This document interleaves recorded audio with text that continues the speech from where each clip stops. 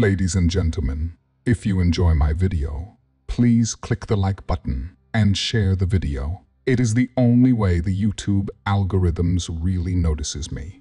I will be very grateful to you. The cracked ceiling hides something watching. Scary story published by Scare Fiction. Read for you by Scare Fiction. Chapter 1. The Move. Sarah Mitchell pulled her dusty sedan up the winding driveway of her new home, the old Victorian house standing like a forgotten sentinel amidst overgrown weeds and encroaching forest. The house loomed larger than she had remembered from the online photos, its sagging roof and peeling paint hinting at years of neglect. Yet, as Sarah stepped out, a wave of hope washed over her. After a messy divorce and months of emotional turbulence, she was determined to make a fresh start. The late afternoon sun cast long shadows across the weathered facade, highlighting the house's most disconcerting feature, a prominent crack running across the ceiling of the front porch. It seemed almost too deliberate, a jagged line slicing through the wooden overhang.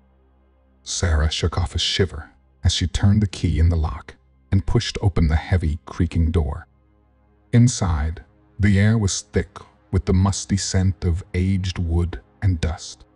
The grand staircase, with its ornate banister and faded floral carpet, spiraled up to the second floor. Sarah took a deep breath, trying to ignore the ominous atmosphere that seemed to cling to the corners of the house.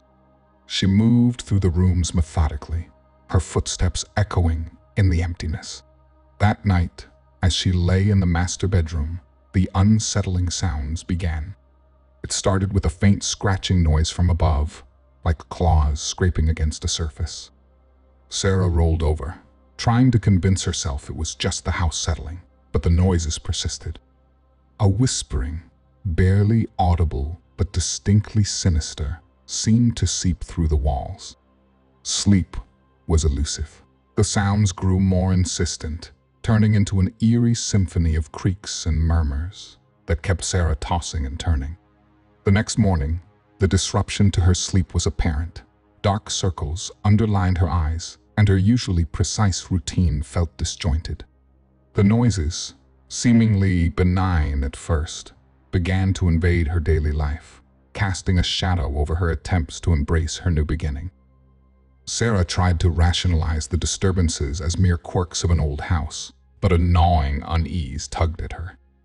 Each creak, each whisper from above, seemed to suggest that something was watching, something that had been waiting for her arrival.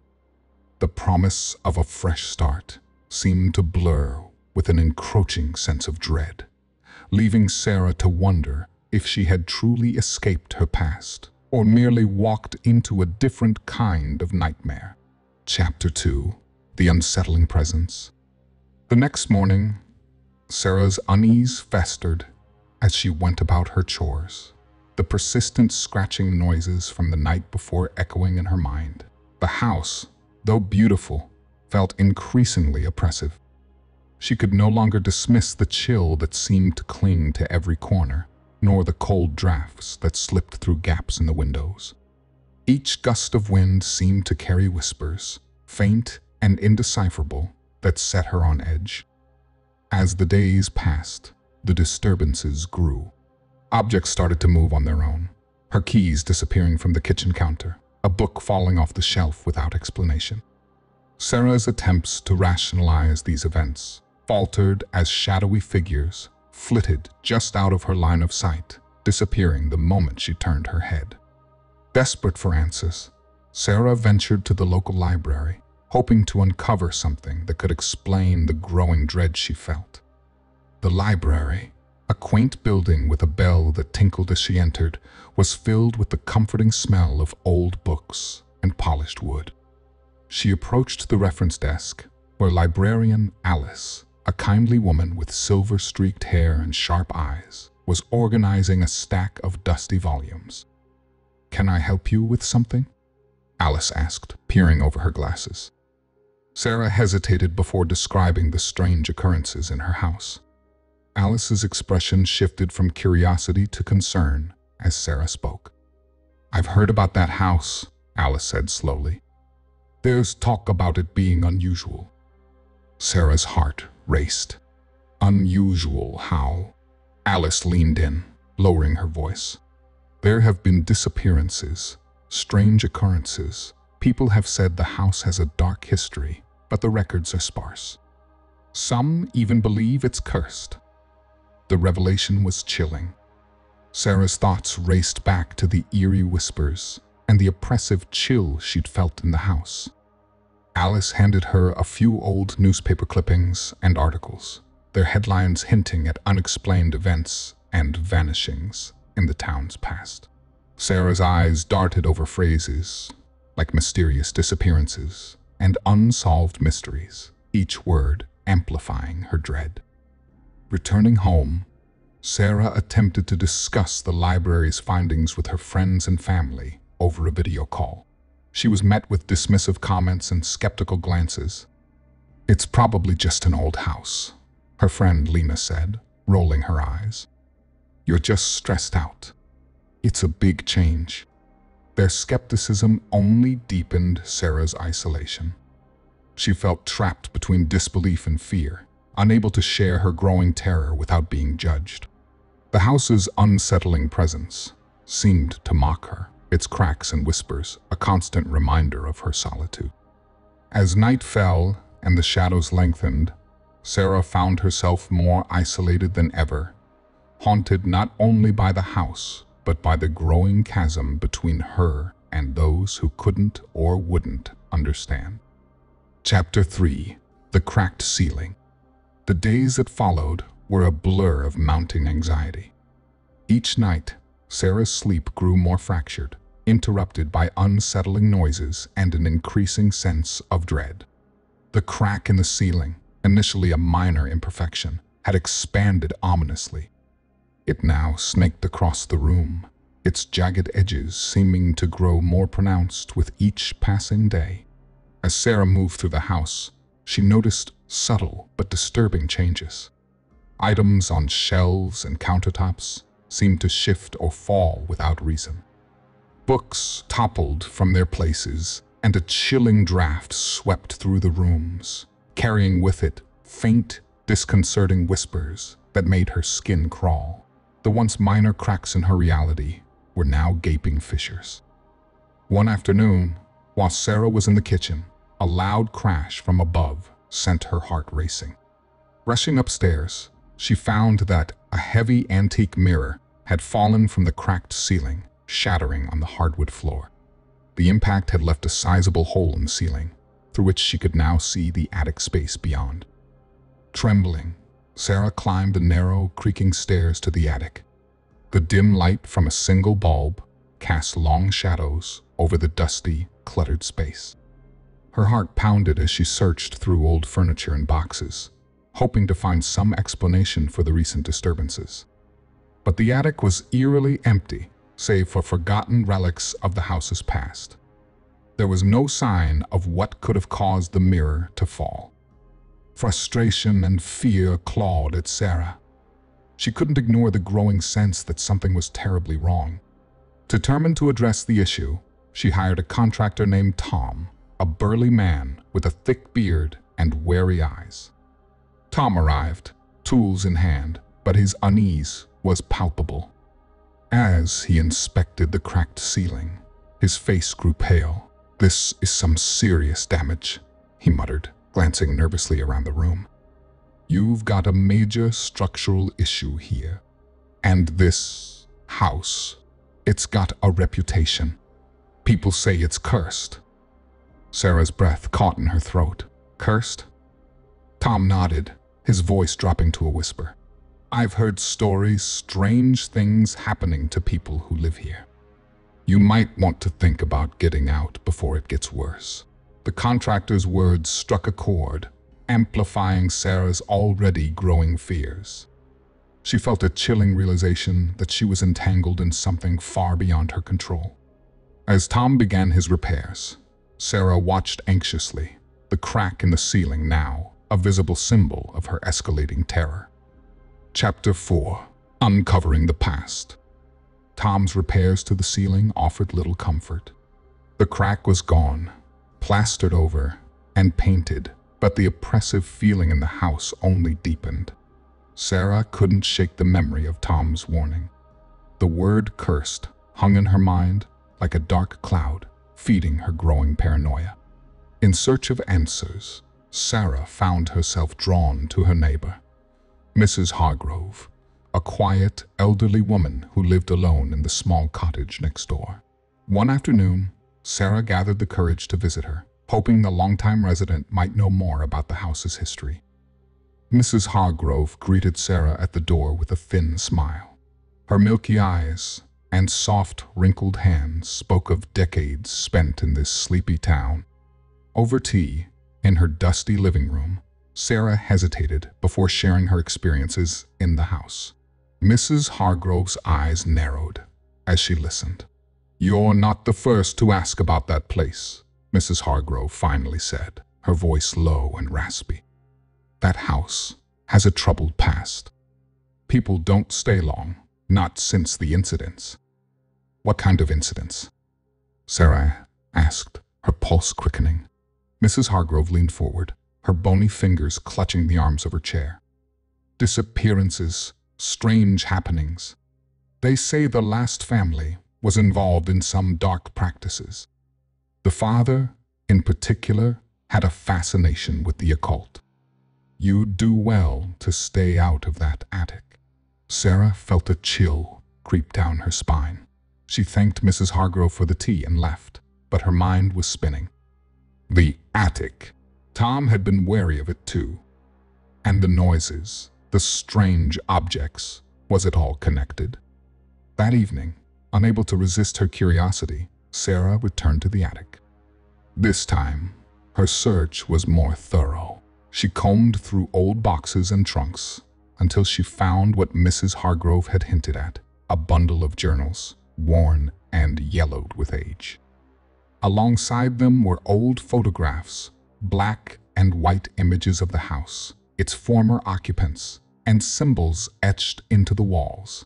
Symbols Sarah didn't recognize, but felt unnervingly drawn to. Flipping through the journals, Sarah's hands trembled as she read of rituals, dark ceremonies conducted in the house. The former owner had been obsessed with unlocking some hidden power, using the house as a conduit for contacting something beyond this world. Arcane symbols and chilling phrases filled the pages, and with each word, Sarah's fear deepened. The more she read, the more the connection between these rituals and the disturbances she was experiencing became clear. The house wasn't just haunted, it had been a site of dark practices, and those practices seemed to be awakening once again. Chapter 5. The Entity Reveal. The revelations from the journals had left Sarah rattled. The weight of the house's dark past settled heavily on her, and each creak of the floorboards and each whisper in the wind felt like a warning. But it wasn't until that night that she truly understood the depth of the horror lurking within her home. It started with a dream, or at least she thought it was a dream. Sarah was lying in her bed, her body frozen as a cold draft swept across the room. Her eyes were fixed on the ceiling, where the crack had once been, now neatly repaired. But as she stared, the ceiling seemed to warp and bend, the plaster twisting as if something was moving behind it, pressing against the surface, eager to break through. Her heart pounded as she blinked, trying to shake off the feeling. But then it happened. A shadow slithered across the ceiling, coiling like smoke, and she could feel its weight, its gaze like invisible eyes boring into her. It wasn't human. Suddenly, the shadow dropped. It pooled at the foot of her bed, twisting and writhing, until it took form an apparition, tall and looming, with hollow eyes that burned with malice. Its presence was suffocating, the air thickening as the room grew unbearably cold. Sarah's throat tightened, and she couldn't scream, couldn't move. The figure's head tilted, its gaze fixed on her. Whispers, those same, eerie whispers swirled around her, but this time they were louder, more urgent. The entity was trying to communicate, its distorted voice barely audible over the sound of her own heartbeat. It seemed tied to the cracks, to the rituals she'd uncovered in the attic. But why? What did it want? In one sudden violent motion, the entity lunged toward her. Sarah jolted upright, gasping for air, drenched in sweat. It was over, but the terror clung to her like a second skin. The vision hadn't been a dream. It felt too real, too visceral. She was no longer alone in the house, and the entity, whatever it was growing stronger. Over the following days, Sarah's isolation deepened. Every attempt to explain what she had seen, what she had felt, was met with skepticism or dismissive reassurances. Her friends, her family, they didn't understand, and they couldn't help her. She stopped calling, stopped trying to connect. The house had become her prison, and she was too afraid to leave. Alone and terrified, Sarah's mind began to unravel. She could feel the entity watching her from the shadows, waiting, lurking behind the walls, in the cracked ceiling that never really disappeared. Chapter 6: The Descent into Madness. The entity's presence was no longer limited to fleeting apparitions or whispered voices. It had embedded itself into every corner of Sarah's mind, twisting her reality into something unrecognizable. Sleep became a distant memory, each night worse than the last. And when Sarah closed her eyes, all she saw was the crack in the ceiling growing, twisting like a wound that refused to heal. It wasn't just the nightmares. Now, even in daylight, the boundaries between the real and the imagined blurred. Sarah stood in the kitchen one morning, staring blankly at the floor, when the world shifted violently around her. Counters groaned, the walls trembled, and the cold draft she'd come to dread swept over her. When she looked up, the cracked ceiling from her bedroom had followed her here. It snaked across the kitchen ceiling, spreading like a spiderweb. Panic gripped her chest. Without thinking, Sarah grabbed a kitchen knife and stabbed upward, slashing at the ceiling. "Get out!" she screamed, her voice hoarse and breaking, but the crack didn't budge. The knife clattered to the ground, leaving her trembling, her breath ragged. The hallucinations came more frequently after that. In the mirror, she no longer recognized her own reflection, her eyes sunken, dark circles etched beneath them, her face pale and gaunt. Worse, she started seeing movement in the reflection behind her, shadowy figures watching her, reaching for her. She turned around each time, but there was never anything there. Sarah decided she needed to leave. She couldn't stay here anymore, not with it. But the house wouldn't let her go. The first time she tried to escape, she ran for her car. Her hands shook as she fumbled with the keys, desperate to get as far from the house as possible. But as she drove down the winding road out of town, the entity followed. She glanced in the rearview mirror, and her heart stopped. The figure, the shadow it was, in the back seat. Sarah slammed on the brakes, veering off the road and skidding into a ditch. She scrambled out of the car, running back toward the house like a madwoman, convinced that somehow she was safer inside its walls.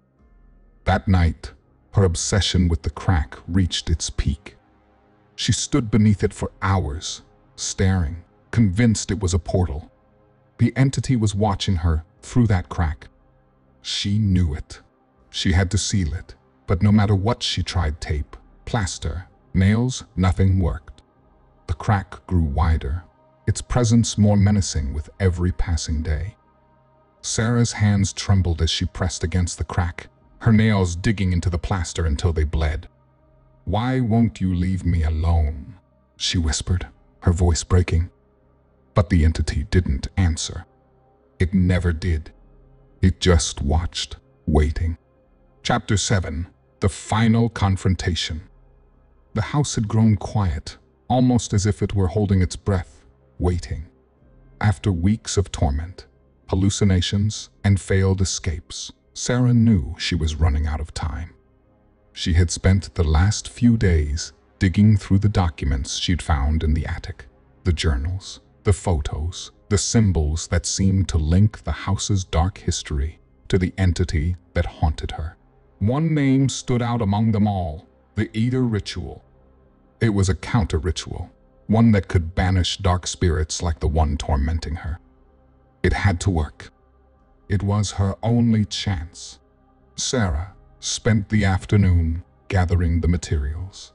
Chalk, candles, sage items that, just weeks ago, she would have dismissed as nonsense.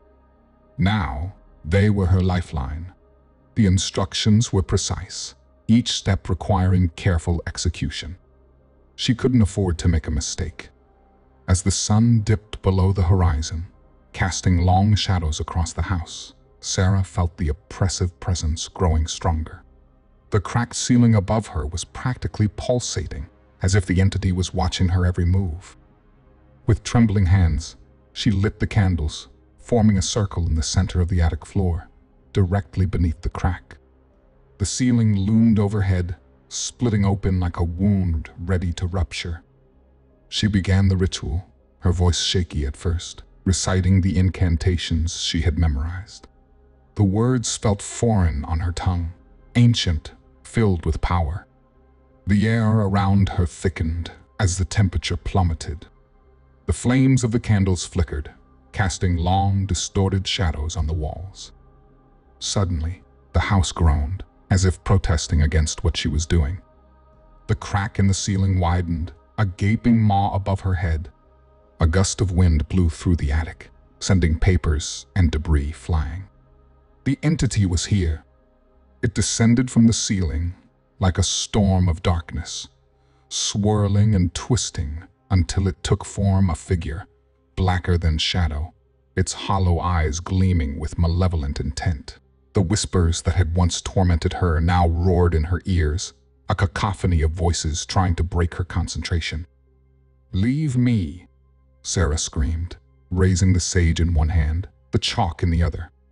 She continued the incantation, her voice growing louder, more forceful. The entity recoiled, but it wasn't enough. It surged forward, the shadows swirling around her, suffocating her, squeezing the air from her lungs. In a final act of desperation, Sarah drew the sigil from the ritual with the chalk, slamming her hand against the floor. The symbols glowed bright red, and the entity screeched, a sound so piercing it rattled the walls. The attic shook violently. The crack in the ceiling began to close, sealing shut as the entity writhed in agony. And then, with one last furious wail, it vanished. Silence. The candles flickered out, and Sarah collapsed to the floor, her body shaking. She had won for now. But the house, with its cracked ceiling, still stood. Was it over? Or had the house simply taken another prisoner in its dark, endless history? Chapter 8. The Aftermath. The air felt lighter the moment Sarah stepped outside the house, but her mind remained burdened with the weight of the past few weeks. The Victorian structure loomed behind her, its cracked ceiling no longer visible. Yet the memory of what happened beneath it stayed sharp, etched into her thoughts. She placed the last of her bags into the back of her car, shutting the trunk with finality. It was time to leave. The house had nearly taken everything from her sanity, her sense of reality, and nearly her life. Now, standing on the gravel driveway, the oppressive sense of dread that had filled her every waking moment was beginning to lift. Yet there was something still unresolved, a nagging feeling that this victory might be temporary. Sarah glanced at the windows.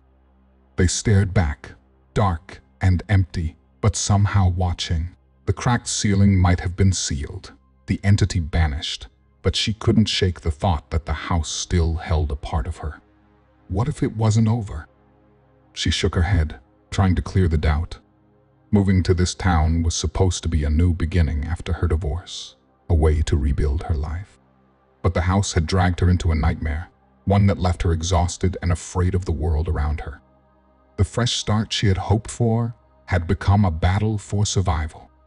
As she drove away from the house, Sarah let out a breath she hadn't realized she'd been holding. She was leaving the haunted place behind, but the scars, both physical and psychological, would stay with her. Her nights would still be filled with the echoes of whispers, and the shadows would always seem a little too deep, too familiar.